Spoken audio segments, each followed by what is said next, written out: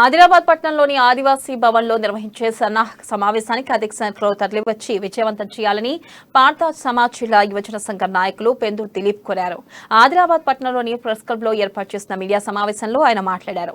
ఈ నెల 20న ఉదయం 11 గంటలకు ఆదివాసీ పార్థాన్ కమిటీ పునర్నిర్మాణం కోసం సన్నాహక సమావేశం నిర్వహిస్తున్నామని తెలిపారు.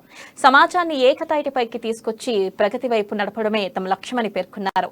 సమావేశానికి పార్థాన్ సమాజ్ ఉద్యోగ ఉపాధ్యాయులు, రైతు కూలీలు, వ్యాపారులు తదితరులు పాల్గొన్నారు. తెలియజేస్తున్నాను. రేపు పార్థాన్ సమాజ్ సన్నాహక సమావేశం నిర్వహించడం జరుగుతుంది.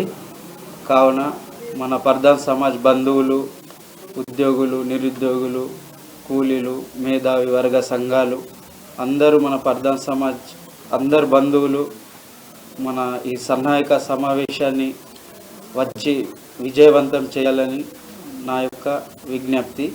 మన జాతి కోసము అన్ని అభివృద్ధి, నిరుద్యోగ నిర్మూలన కోసము అన్ని మన పేదల పరిస్థితి ఎట్లా ఏమి కథ అవన్నీ మాట్లాడి మన జాతిని ముందుకు కొనసాగించడం కోసము ఈ యొక్క చిన్న సమావేశము ఏర్పాటు చేయడం జరుగుతుంది.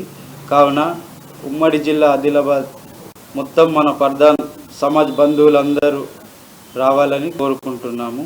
పిట్టల్వాడ ఆదివాసీ భవనము ఆదిలాబాద్ 11 గంటలకు ప్రారంభం చేయాలని అందరికీ మా యొక్క హృదయ